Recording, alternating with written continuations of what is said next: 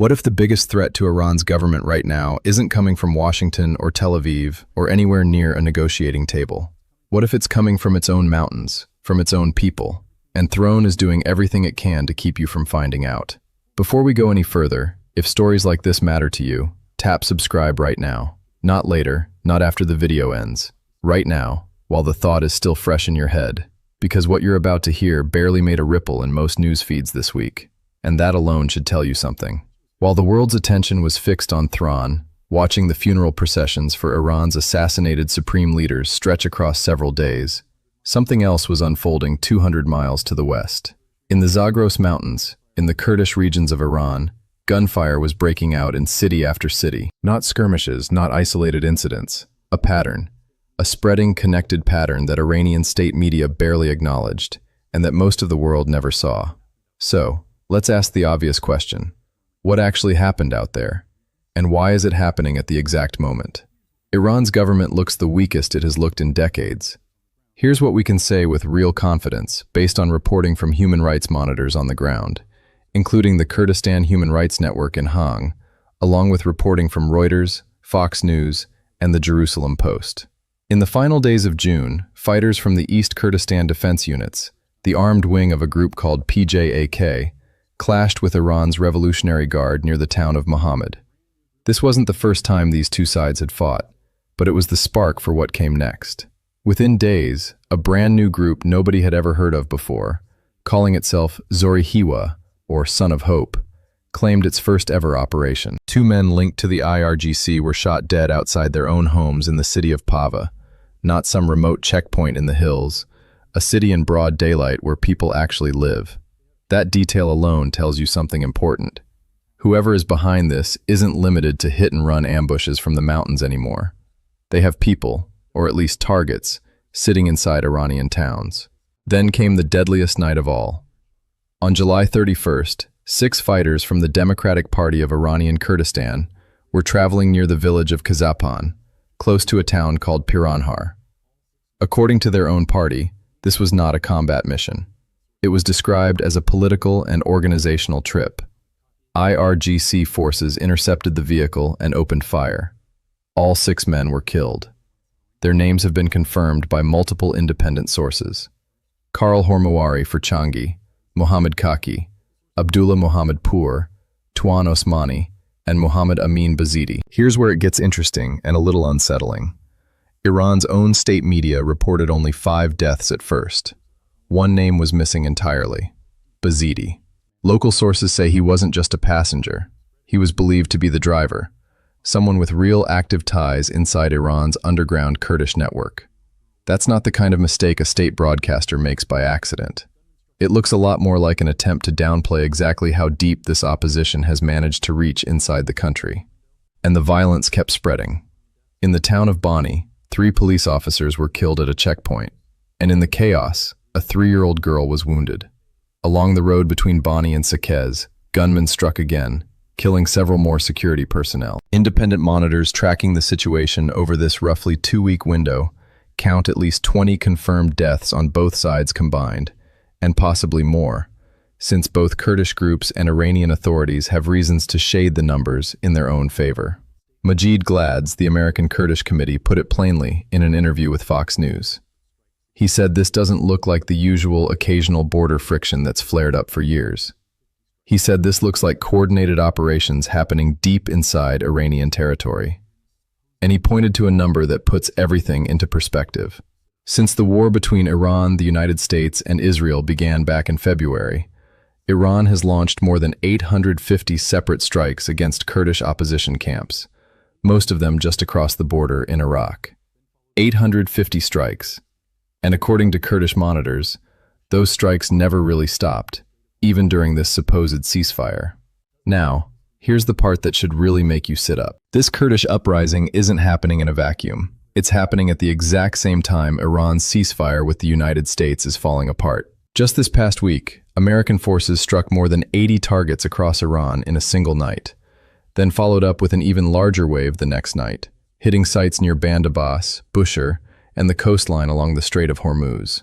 Iran fired back with dozens of missiles and drones at American bases in Bahrain and Kuwait. At a summit in Ankara, President Trump declared the ceasefire finished, done, over. So, picture for a second exactly what Iran's leadership is dealing with this week. They are fighting a renewed war with the United States along their southern coast. They just buried an assassinated supreme leader whose own son and successor has barely been seen in public since taking the position. And now, on top of all of that, they are losing fighters, and ambush after ambush across a 100 miles of mountains they insist they fully control. Before we go deeper into who exactly is behind these attacks and why Iran's surveillance in this exact region seems to have gone strangely quiet at the worst possible moment, take a second and hit that like button. It genuinely helps this video reach more people who have no idea any of this is happening. Now, let's talk about who these fighters actually are. This is not one army with one leader giving orders from a hidden bunker. This is a loose coalition of at least 5 separate Kurdish factions, each with its own history, its own tactics, and its own reasons for fighting. Understanding that structure is the key to understanding why Iran is struggling so badly to stop it. The most experienced and battle-hardened of the group is PJ, the Kurdistan Free Life Party, and its armed wing, the East Kurdistan Defense Units. These fighters operate out of the mountain range along the Iran-Iraq border and carry more than 20 years of guerrilla warfare experience, including a notably high number of women serving in direct combat roles. Their method is simple and brutally effective. Small teams, often just 5 or 6 fighters, move under cover of darkness from hidden mountain positions, strike a checkpoint or convoy, and disappear back into ridgelines that Iranian drones have consistently failed to track. This is the exact group that clashed with the IRGC near Mohammed in late June, the spark that lit the whole sequence. Then there's the Democratic Party of Iranian Kurdistan, and their strength looks completely different. This isn't primarily a fighting force. It's a deeply embedded intelligence network with real connections inside Kurdish-majority cities across Iran. That's almost certainly the kind of network Mohammad Aminazidi belonged to, the driver whose name Iranian state media quietly left off its casualty report. People with ties like that can feed real information about patrol routes and troop movements back to the fighters in the mountains. That's the kind of intelligence no satellite or surveillance drone can fully replace. A third group, the Kurdistan Freedom Party, has spent years running planned strikes on Revolutionary Guard infrastructure in the Kermanshah and Loristan provinces, going back well before this current wave even started. Back in January, this same group claimed multiple attacks on IRGC positions and reported facing retaliatory Iranian missile strikes days later. This tells you something important. This didn't just erupt overnight. It's been building quietly for months. Rounding things out are Komala and the Komala organization, 2 groups with decades of history operating along the same stretch of border. Now here's something genuinely fascinating that analysts have picked up on. Even though all these groups are hitting Iran in the same narrow window, researchers have found no clear evidence they're operating under one shared command. PJ has been locked in a direct cycle of retaliation. The Democratic Party has been losing fighters mainly during quiet, low-profile missions, which raises an uncomfortable question about whether Iranian intelligence has already managed to infiltrate parts of their network.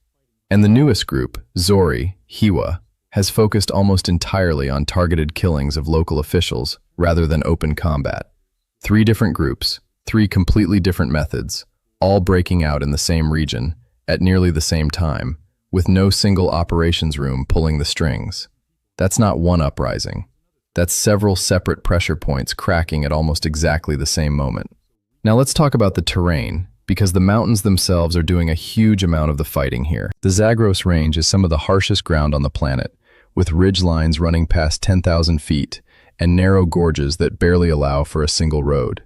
Any mechanized force gets funneled onto one vulnerable path, with almost no way to maneuver around an ambush. Iran's aging helicopter fleet struggles to even operate reliably at these altitudes, which means the Revolutionary Guard is fighting much of this campaign with little to no meaningful air support. Armored columns get bottlenecked into these narrow valleys, turning them into easy targets for fighters who have spent literal decades memorizing every fold and gorge of this exact ground. Iranian forces are essentially relearning terrain under fire in real time, while losing people in the process. There's another thread worth pulling on here. Why does Iran's ability to detect this insurgency seem so weakened right now, at the worst possible moment? Back in the opening weeks of the war, with the United States and Israel in February, strikes specifically targeted Iranian radar sites, command centers, and air defense infrastructure across huge parts of the country, including installations along this same mountain corridor that had previously helped Iran monitor cross-border Kurdish movement. By multiple accounts, those early warning systems went dark during that campaign and were never fully restored. Whether that was a deliberate side effect meant to open space for exactly this kind of resistance, or simply an unintended consequence of a much larger bombing campaign, is genuinely hard to say for certain from the outside. But either way, the practical result is the same. Iran's ability to see this insurgency coming has been badly weakened at the precise moment Kurdish frustration built up over hundreds of cross-border strikes was ready to boil over. And it's worth remembering this coalition didn't appear out of nowhere. Back in December of last year, 7 separate Iranian Kurdish opposition groups joined together to support the wave of anti-government protests spreading across Iran. That unity grew stronger in February, just days before the war with the United States and Israel began, when 5 of the largest parties formally united under a coalition with one clearly stated goal: to bring down the regime and win real self-determination for Kurdish people in Iran. That early unity was tested almost immediately. In the opening days of the war, some outlets reported that a Kurdish ground offensive had already begun near the town of Marivan. Those reports turned out to be premature. PJAK, the Democratic Party, the Kurdistan Freedom Party, and Komala all denied that any offensive had actually started, and officials in the Kurdistan region of Iraq stated flatly that not a single fighter had crossed the border. It turned out the coalition was being deliberately careful, unwilling to risk exposing their people to a brutal crackdown before the timing was actually right. That caution is exactly what appears to be breaking down now. And this next part connects a lot of dots that most coverage of the story has missed entirely. According to multiple reports, President Trump personally floated the idea of offering serious American air support to anti-regime Kurdish groups earlier in the war to help them seize territory in western Iran. Kurdish opposition figures reportedly ran with that idea. One told reporters bluntly that they couldn't move if the sky above them wasn't cleared, openly hoping for something similar to the no-fly zones that once led Iraqi Kurds build real autonomy back in the 1990s. There were even reports of a broader, coordinated plan involving all the major Kurdish factions together. That plan quietly died before it ever launched. Why? One word: Turkey. Ankara has consistently and forcefully pushed back against any serious American or Israeli support for Iranian Kurdish factions, largely because of the organizational links between PJAK and the PKK, a group Turkey has fought for decades and formerly labels a terrorist organization. That pressure reportedly played a real role in scaling back official support, even after encouraging words had already been shared with Kurdish leaders. It's one of the more complicated diplomatic knots running underneath this entire war. Washington needing Turkey as a NATO ally while simultaneously flirting with a movement Ankara sees as an existential threat. And then there's the sentence in the actual understanding between the United States and Iran that Kurdish leaders say changed everything.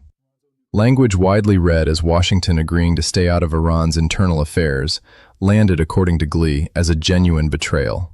He said it left every Iranian opposition group feeling wronged, especially Kurdish groups who had been quietly encouraged just weeks earlier.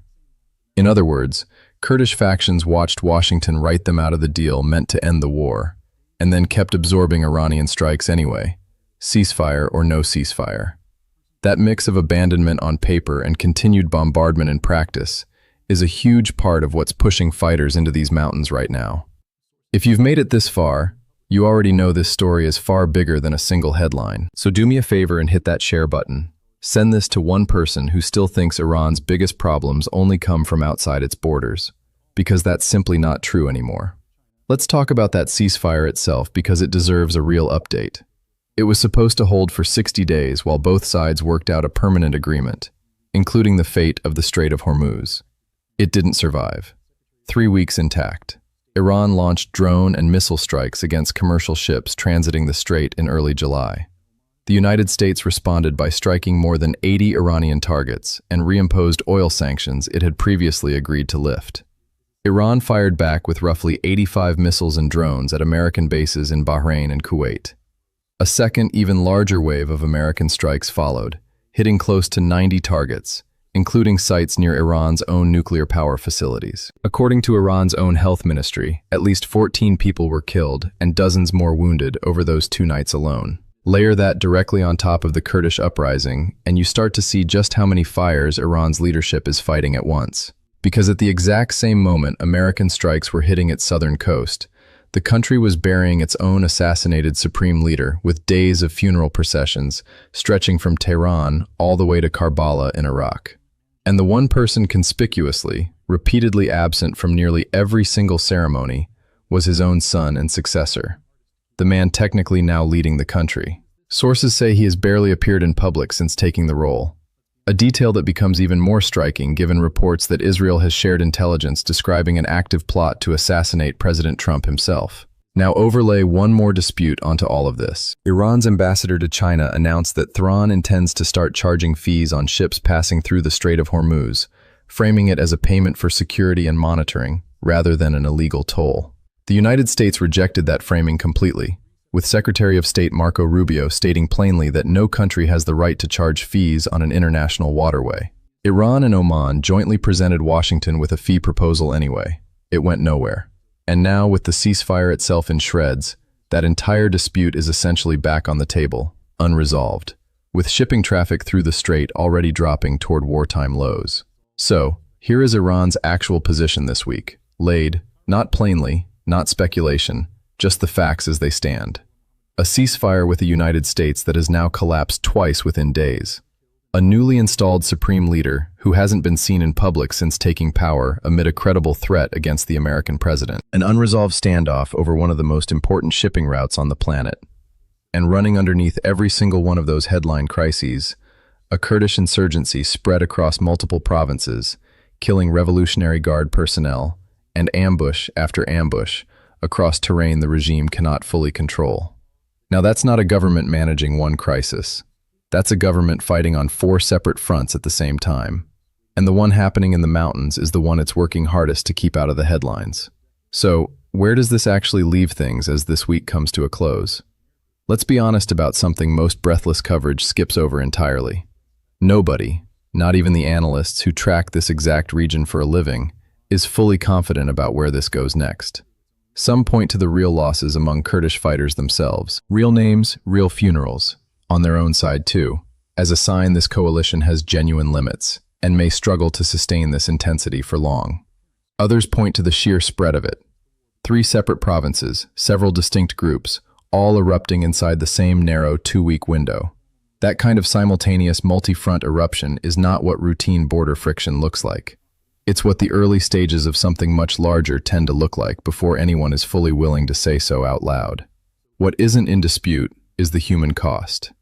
It's worth sitting with the names for a moment because it's easy to let a story like this dissolve into abstract talk about provinces and strategic corridors. Karo Hormoyari, Fardin Changzi, Mohammed Kaki, Abdullah Mohammed Pur, Tuano Omani, Mohammed Amin Bazidi. 6 men killed in a single ambush, independently confirmed by human rights monitors in multiple outlets. And they are just 6 of dozens of names now sitting in a documented record that human rights organizations are verifying, one careful case at a time, rather than simply repeating whatever figure either side once published. Here's the bigger picture worth holding on to. Iran's own strategy against this uprising. Hundreds of strikes in opposition camps across the border since February has a structural flaw that isn't going away anytime soon. The most capable fighters in this coalition simply aren't sitting in exposed camps waiting to be hit. They're embedded in mountain terrain and tunnel systems built up over literal decades of prior conflict. The same kind of terrain, notably, that helped an American aircrew evade capture during an earlier phase of this broader war. Strikes against that kind of dispersed, deeply dug-in network produce minimal, lasting effect. Iran is in a very real sense burning through its own resources against targets it fundamentally cannot destroy. While the actual leadership of this Kurdish coalition remains largely untouched, Iran's own senior leadership seems to know it. The commander of the Revolutionary Guards made a rare public appearance during this exact window. His first since the war began back in February, wearing a plain baseball cap and surrounded by ordinary-looking security, rather than the formal military escort a man of his rank would usually command. That's not the body language of someone in confident control. That's the body language of someone who understands his own visibility now carries real, personal risk. So, here's the honest way to frame where things stand tonight. A coalition of Kurdish fighters with real tactical skill and decades of accumulated knowledge of terrain